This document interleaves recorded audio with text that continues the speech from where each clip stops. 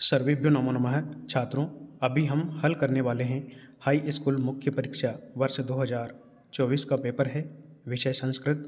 इसके समस्त ऑब्जेक्टिव प्रश्नों को हम हल करके देखने वाले हैं।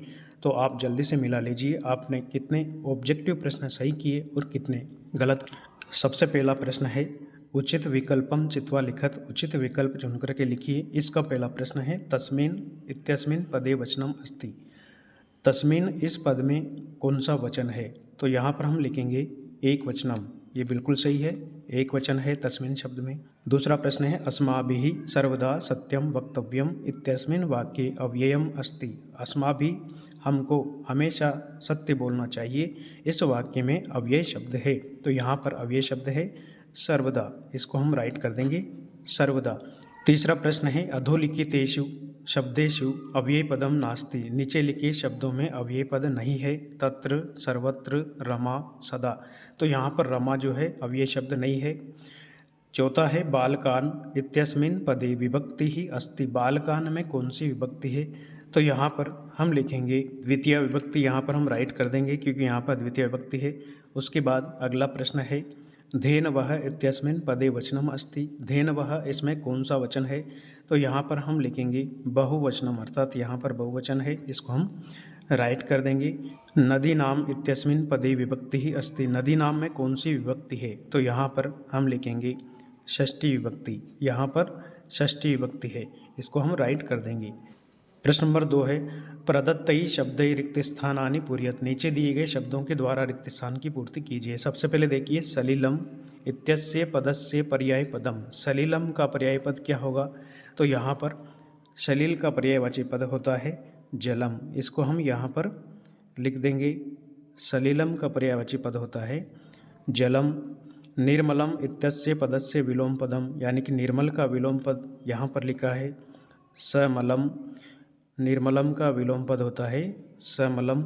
सुलभः, इसका विलोम पद क्या होगा? ये यहाँ पे लिखा है दुर्लभ। सुलभ पद का विलोम पद दुर्लभ। शीघ्रम इत्यस्य पर्याय पदम। शीघ्रम का पर्याय पद है सत्वरम। यहाँ पर आ जाएगा सत्वरम। श्वेतः अश्वः धावति।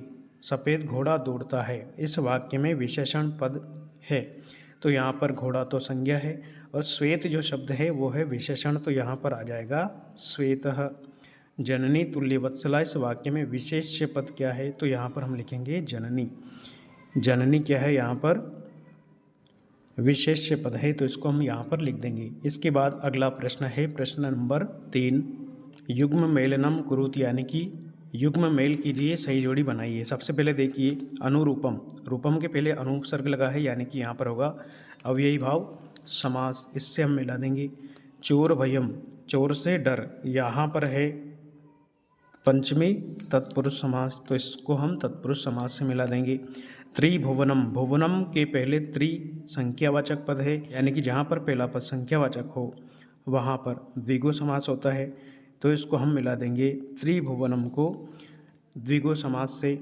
पुस्तकालयः, इसका संधि विच्छेद होता है पुस्तक धन आलयः, यानी कि यहाँ पर है दीर्घ संधि, तो इसको हम मिला देंगे दीर्घ संधि से। फिर उसके बाद है निश्चलः, इसका संधि विच्छेद होगा नी प्लस चल या निहि धन छल, तो यहाँ पर सही होगा निहि प्लस छलः।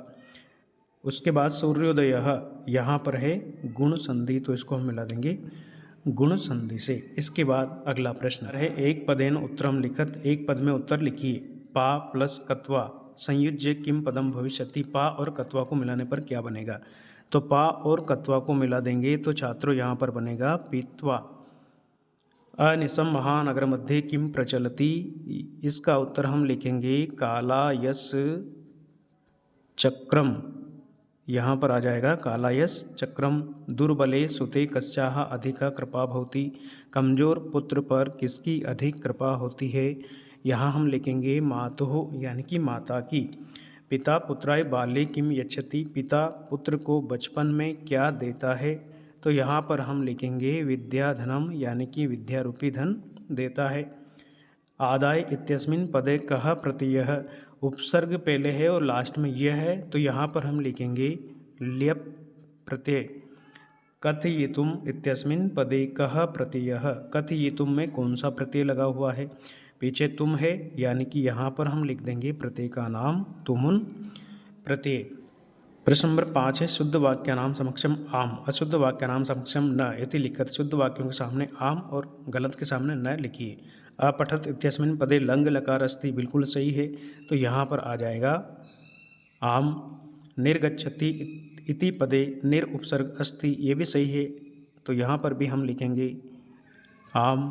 प्रत्युपकार है इति पदे प्र उपसर्ग अस्ति, ये गलत है क्योंकि प्रत्युपकार का विच्छेद होता है प्रतिधन उपकार, यानी कि यहाँ पर प्रति उपसर्ग है, यहाँ पर है प्र, यानी कि गलत है, इसलिए यहाँ पर हम लिख देंगे न। लभते इत्यस्मिन् पदे प्रथम पुरुष अस्ति, ये सही है, तो यहाँ पर लिख देंगे आम। आसीत इत्यस्मिन् पदे बहुवचनम अस्ति, नहीं, तो यहाँ पर हम लिखेंगे न। पिबति इत्यस्मिन् पदे एक वचनम अस्ति, नास्ति, यहाँ पर नास्ति लिखा है जबकि यहाँ होना चाहिए था अस्ति, गलत है, यानी कि यहाँ पर भी हम लिख देंगे न। अगला प्रश्न है प्रश्न नंबर 6, भूकंप से केंद्र बिंदु कह जनपद है, तो इसका उत्तर हो जाएगा भूकंप से केंद्र बिंदु कच्छ जनपद, यानी कि भूकंप का केंद्र बिंदु क्या था, कच्छ जनपद आसीत। यहाँ पर पूर्ण विराम लगा देंगे पूरी लाइन उतार करके।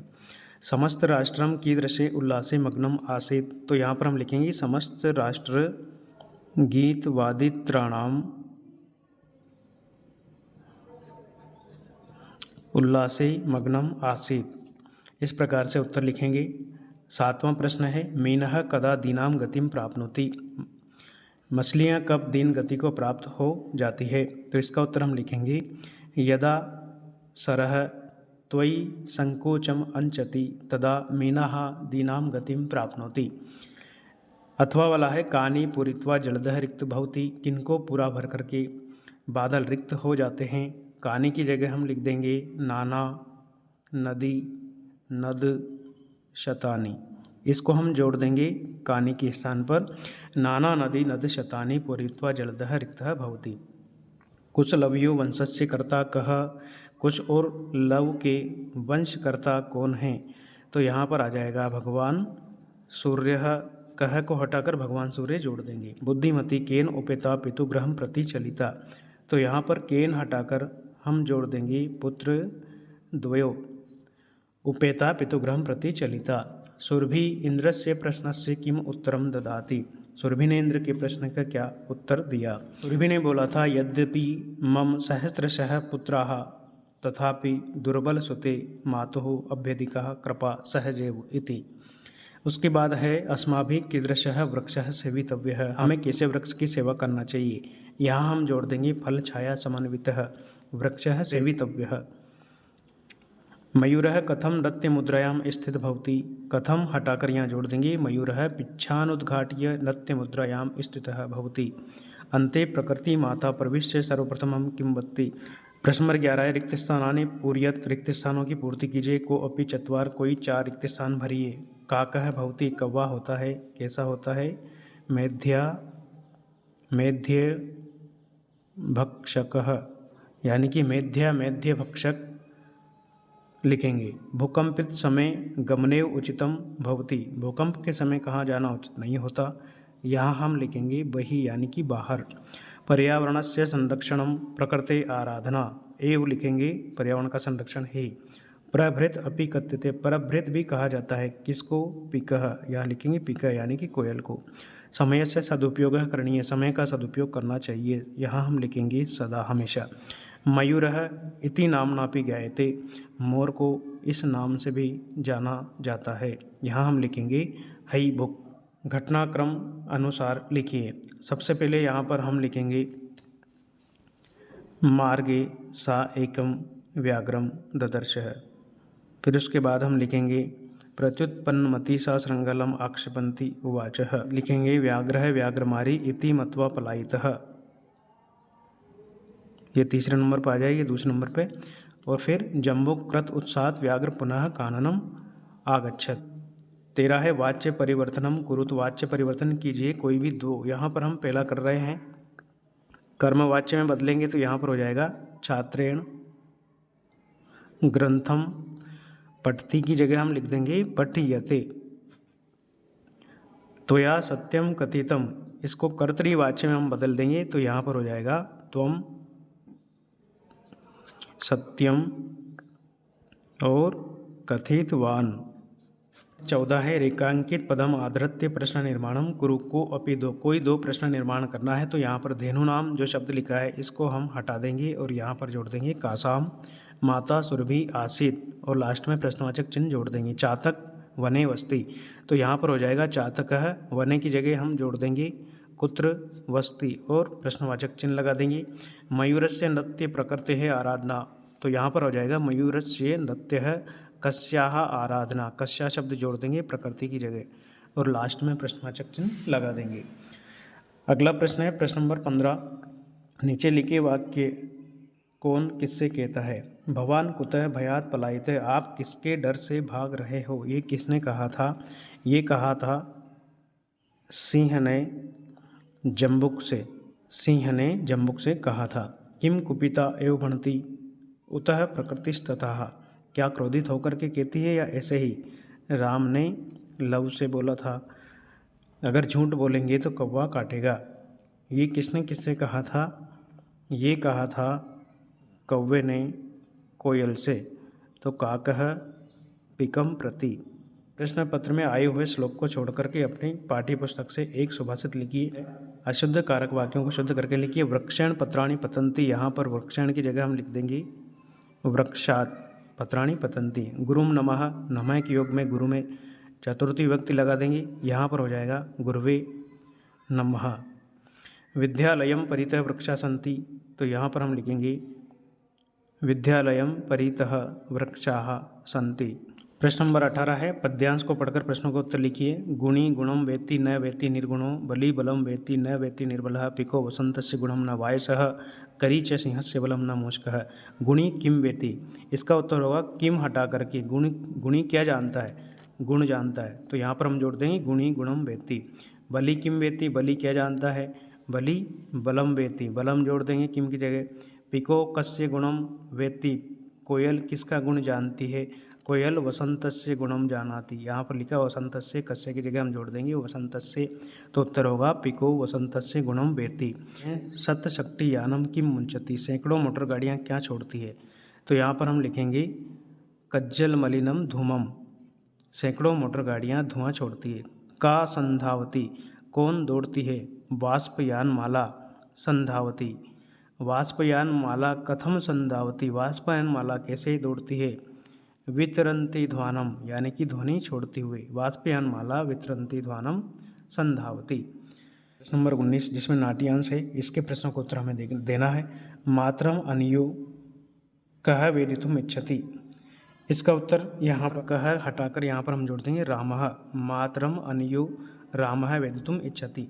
कस्या द्वे नामनि, किसके दो नाम हैं, तो यहाँ पर हम लिखेंगे तस्या, यानी कि सीता जी के दो नाम हैं, तस्या द्वे नामनि।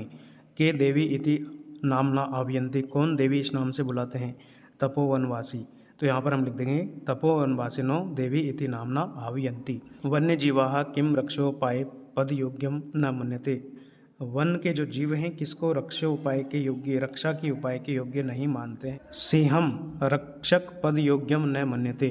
केन बहुकाल पर्यंतम शासनम कृतम, किसने लंबे समय तक शासन किया, तो यहाँ पर हम लिखेंगे सिंहेन, केन हटाकर सिंहेन बहुकाल पर्यंतम शासनम कृतम। खगः एव कः भविष्यति, पक्षी ही क्या होते हैं, तो यहाँ पर हम लिखेंगे खगः एव वनराजः भविष्यति, पक्षी ही वन के राजा हो सकते हैं ऐसा। 20 अधोलिखितम गद्यांशम पठित्वा प्रश्नानाम उत्तराणि लिखकर, नीचे लिखे गद्यांश को पढ़कर प्रश्नों का उत्तर लिखिए।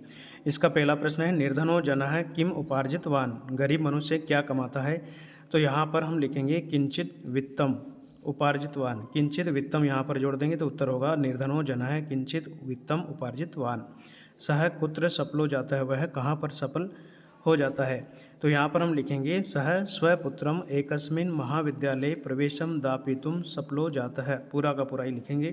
तत्तनय कस्मिन संलग्न संभूत, उसका पुत्र कहाँ पर संलग्न हो गया, लग गया था, तो यहाँ पर हम लिखेंगे तत्तनय तत्रैव छात्रावासे निवसन अध्ययने संलग्न संभूत, ऐसा कैसे हम यहाँ पर लिख देंगे। कश्मीर प्रांते कदा धरायाः महत्कंपनम जातम, कश्मीर प्रांत में कब धरती पर महाकंपन हुआ या भूकंप आया, तो यहाँ पर हम लिखेंगे पंचोत्तर द्विसहस्रतमे ख्रीशताब्दे कश्मीर प्रान्ते महत्कंपनम जातम।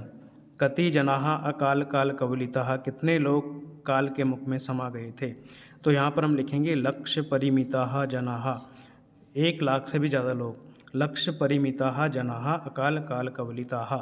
पृथ्वी कस्मात् प्रकंपते इति विषये के कथयन्ति। पृथ्वी किस लिए कंपित होती है, इस विषय में कौन कहते हैं। तो यहाँ पर हम लिखेंगे पृथ्वी कस्मात् प्रकंपते इति विषय वैज्ञानिकाः कथयन्ति। इस विषय में वैज्ञानिक कहते हैं। अब प्रश्न नंबर 21 है, अधोलिखितेषु एकम विषयम स्वीकृत्य शब्देषु संस्कृत भाषायां निबंधम लिखत। नीचे लिखे विषयों में से एक विषय पर 100 शब्दों में निबंध लिखिए।